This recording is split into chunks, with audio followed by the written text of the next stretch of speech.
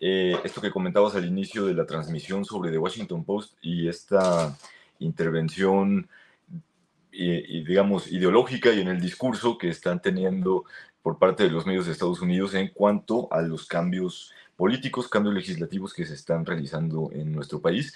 Y justamente desde el viernes estábamos hablando del Viernes Negro, o bueno, al menos se hizo popular en redes sociales, especialmente en X, este famoso hashtag de Viernes Negro, y le estuve dando seguimiento al hashtag y a quienes lo estaban utilizando. Desde luego todo iba por parte de la derecha, pero me llamó mucho la atención que estuvieran medios de comunicación y periodistas, y justo como se trata en este caso de analizar el actuar del actuar periodístico, pues quise llamarle así el Viernes Negro de la desinformación en este caso. Y bueno, en este espacio hemos defendido siempre esta libertad que debe de existir para periodistas y para medios de comunicación cuando se trata de fijar sus posturas a favor o en contra de determinada situación, especialmente cuando hablamos de eventos que son de cierta relevancia para la vida pública de nuestro país. Y esto siempre y cuando no se trate de mentiras o de información falseada, ¿no?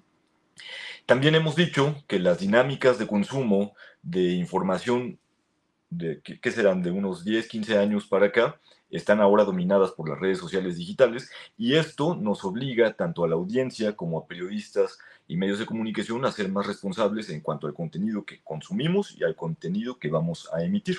Pues bien, parece que esto no ocurrió la semana pasada, y es lamentable porque se trata de elementos clave para la población y para los tres poderes de la Unión, tanto para el poder legislativo en cuanto a la conformación de las cámaras de diputados y de senadores, para el poder ejecutivo, tanto el saliente, el de Andrés Manuel López Obrador, como el entrante con la doctora Claudia Sheinbaum, por las facultades y la posición que van a tener frente a los órganos autónomos, y también, desde luego, lo que mencionabas hace un momento, el Poder Judicial, porque pues estamos en medio de una reforma que a estas alturas parece que para algunos comunicadores es difícil de entender o no lo quieren entender, ¿no?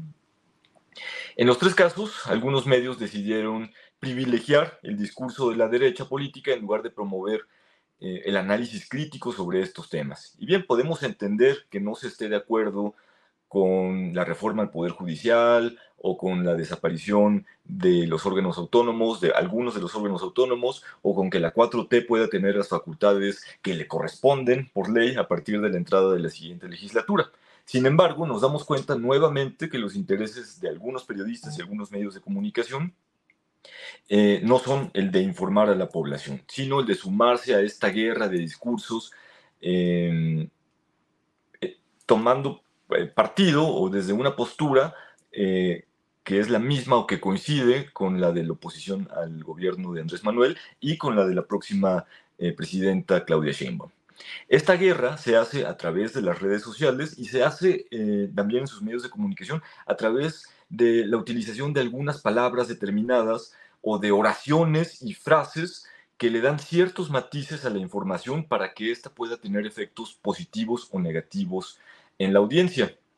Desde la academia, los estudios de la comunicación identifican este fenómeno desde la teoría de la agenda setting, seguramente le recordarás, Ángel, de las cuales se derivan estos dos puntos, el priming y el framing. Nos vamos a quedar ahorita con el framing, que se traduce en español como el encuadre, ¿no? Es esta manera en cómo es caracterizado un mensaje, o cómo es armado, cómo es vestido, o cómo está construido el mensaje en las noticias y cómo éstas influyen para que la audiencia lo pueda comprender, ¿no?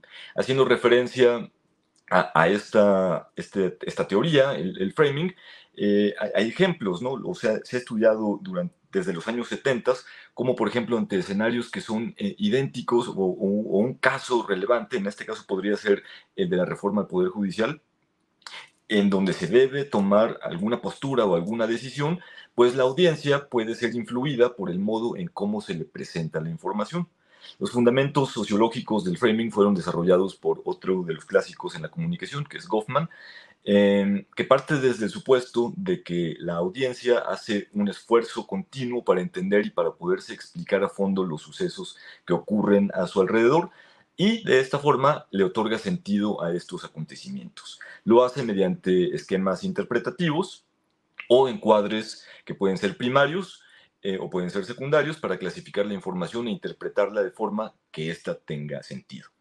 El framing, entonces, es pues una construcción que se presenta en un nivel macro, ¿no? El macro nivel, y también en un nivel micro.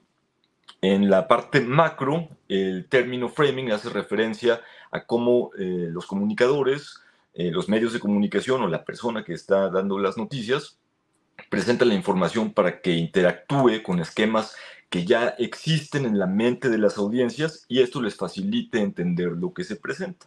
Y esto, bueno, es de forma repetitiva, ¿no? Uno puede estar repitiendo entonces cierto mensaje para que a la hora de que yo presente ciertos matices en la información, pues sea mucho más fácil de entender para la audiencia.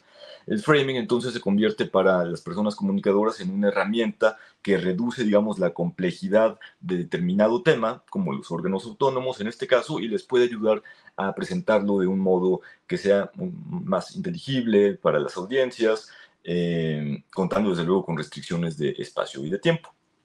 En la parte de la microconstrucción, el framing se refiere a cómo las audiencias utilizan distintos aspectos de la presentación, lo que se hizo en la parte macro, para conformar las opiniones. Y, por ejemplo, vemos lo que tenemos aquí en la pantalla. Nos dice el Universal: te enseñamos cómo votaron los consejeros del INE sobre la supermayoría de Morena y aliados, uno por uno. O sea, el Universal nos estaría diciendo de entrada, bueno, cómo votaron cada uno, pero la forma en la que nos están diciendo es cómo votaron los consejeros del INE, es, digamos, como acusándolos, como queriéndolos exhibir, como si se hubiera hecho algo que está, que es negativo, ¿no? Esta forma en la que está construido el mensaje o el discurso. Quiero regresar a la primera del Universal, la que está un poquito antes, que también nos dice, nos daba el hashtag, como titulé esta intervención, Viernes Negro.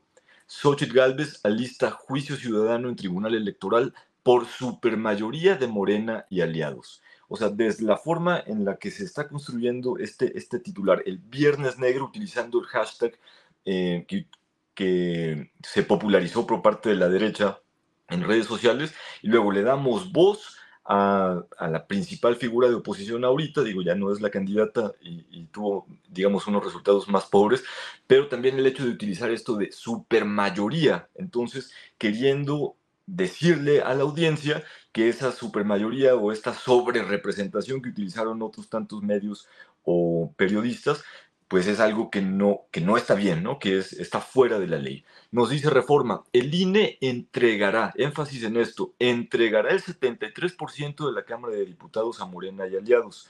O sea, no se votó, ¿no? Y no es lo que dice la ley. Es como si fuera entonces un capricho del INE intentar exhibir al Instituto Nacional Electoral por hacer su trabajo, o cómo está aquí la cosa, ¿no? Le dice, entregará ese 73% de cámara a la Cámara de Diputados, a Morena y aliados, lo que les permitirá alcanzar mayoría calificada y modificar la Constitución. Ok, aquí ya nos están diciendo algo que es real, ¿no? Ya alcanza la mayoría calificada.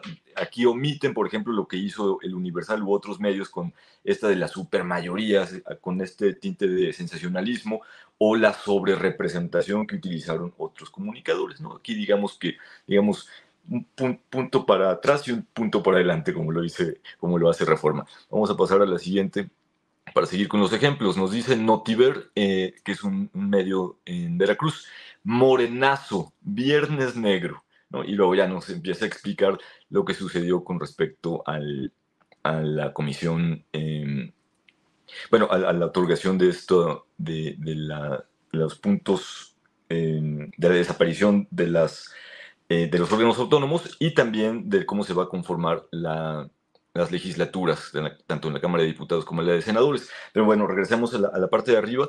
Justamente el utilizar aquí este término que diga morenazo, entonces pues es como si fuera un golpe que está dando el partido Morena, ¿no? Y todavía le ponen el Viernes Negro, replicando otra vez el discurso de la derecha. En fin, vamos a continuar con los ejemplos. Y bueno, también vemos aquí la imagen que utiliza Notiver. Pero bueno, Latinus nos dice, en manos de Morena, ¿cómo se gestó el otro Viernes Negro que marcará el rumbo del país? Nuevamente utilizando, digamos, esta construcción del mensaje en donde hace, hace pensar o haría pensar a su audiencia que tanto la desaparición de los órganos autónomos como el avance, en este caso, de la reforma judicial, como el otorgar a los partidos afines a la 4T el número de curules que le corresponden por ley, fuera algo negativo, ¿no? Entonces es estar llevándonos hacia ese discurso que intente cambiar en la audiencia las percepciones. Bueno, de Latinus, por ejemplo, no nos sorprende mucho. Vamos a ver quizá los últimos dos ejemplos que vengan. Bueno, tres. Aquí, bueno, en este caso es un punto positivo que tiene Reforma. Reforma aquí nos dice, tras el aval en la Comisión de Puntos Constitucionales, conoce la función de los 7 organismos autónomos que desaparecería la 4T. Aquí también estamos siendo cautelosos con Reforma, o está siendo Reforma más bien cautelosa con la información. Desaparecería porque pese a que muchos medios y periodistas ya lo dieron por hecho desde el viernes, pues todavía no se consuma la desaparición de los órganos autónomos, simplemente se aprobó en comisiones y todavía va a pasar a la Cámara de Diputados a votación y todavía todo el proceso legislativo que le corresponde. Así que también se hizo de esto un escándalo. Pero bueno, tenemos 7 órganos autónomos que están en la mira de la desaparición, pero esto está bien que lo haga Reforma. ¿Cuáles son estos órganos autónomos? ¿Qué hacen? ¿A dónde pasarían? Creo que también lo vi por ahí en Animal Político, donde nos dicen, esta es la Comisión Federal de Competencia, esta es el Instituto Federal de Telecomunicaciones, esto es el INAI, este es el Coneval, la Comisión Reguladora de Energía, en fin, los 7. ¿Y a dónde qué es lo que hacen y a dónde pasarían esas funciones? Entonces, digamos que esto es lo que estamos pidiendo como audiencias, que nos expliquen. Pero Adela Micha, por ejemplo, bueno, ya en su parte editorial nos dice, AMLO, su poder absoluto y su reforma judicial nos están llevando a la peor crisis, ya dice mi editorial aquí. O sea, es cuestión de AMLO, o sea, es un capricho del presidente, no es un proyecto, ¿no? No es que en 2018 se nos engañó o ahorita en la elección de este año también no sabía la población votante por qué era lo que estaba eligiendo, ¿no? Más bien parece, aquí, de acuerdo con Adela Micha, es un capricho de una sola persona, ¿no? Entonces, bueno, aquí regresamos con este poder de las palabras o del discurso. Y por último, pues tenemos a otro de estos personajes, que es Joaquín López Dóriga, que nos dice, ¿qué día para el futuro? Los diputados aprueban el dictamen para desaparecer 7 organismos autónomos que el Pleno aprobará. Ok. El INE el INE, la sobrerepresentación en el Congreso, que el tribunal informa confirmará, perdón. Mientras avanza la democratización del Poder Judicial, donde elegirán jueces y magistrados hasta por tómbola.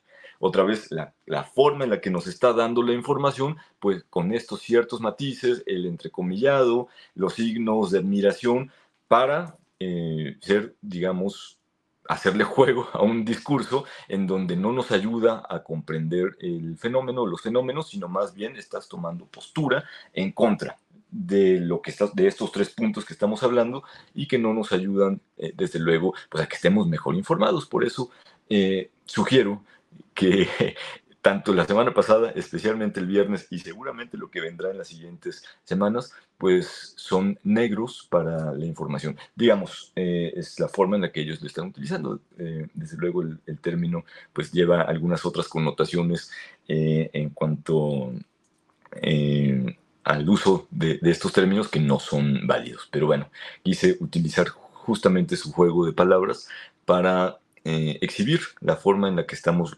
construyendo la información y cómo aquí, desde luego, regresa este framing famoso para la construcción o para el vestido de los mensajes con determinados intereses, digamos otra vez, particulares de periodistas o de medios de comunicación. ¿Cómo ves, Ángel?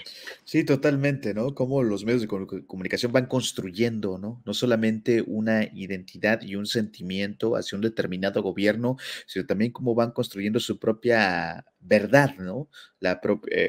Sin contexto, ¿no? Sin darle un amplio margen de análisis a quien lo está leyendo, simple y sencillamente, si uno lee estos encabezados que nos presenta el doctor, pues uno se pone a pensar, híjole, es que Morena controla absolutamente todo, ¿no? No hay manera de frenarlo, por eso es que casi diría la oposición, vivimos en una dictadura, pero hay personas informadas como las que ven en un 2x3 Tamaulipas, que dice Zaragoza Ibarra, fue un viernes negro, pero para la derecha. Sin duda que esto va a seguir, vamos a seguirlo viendo y sobre todo si avanza la reforma, esta reforma al Poder Judicial en los próximos días, así que seguramente vamos a estar escuchando este análisis muy interesante que como siempre hace el doctor Luis Lemini sobre qué es lo que están publicando y cómo están informando los medios de comunicación, que por supuesto que no es cosa menor, menos con lo que se viene en los próximos días y semanas. Muy interesante como siempre, doctor, muchas gracias y lo vamos a escuchar la próxima semana en este espacio. Así es, muchas gracias, Ángel. Saludos por allá a todos. Marta Olivia supongo que va a estar fuera por el nuevo encargo que tiene durante las tardes, ¿verdad? De 1 a 3 de la tarde en el canal de Julio Astillero, de Julio Hernández López, está conduciendo justamente pues ese importante espacio en ese canal de periodismo de, por supuesto, Resistencia, pero aquí vamos a estar, por supuesto, a la orden. Okay. Doctor, muchísimas gracias, buenas noches y nos escuchamos la próxima semana, por supuesto, con más análisis interesante. Gracias, doctor. Que así sea. Gracias, Ángel. Saludos por allá a Gracias. todos.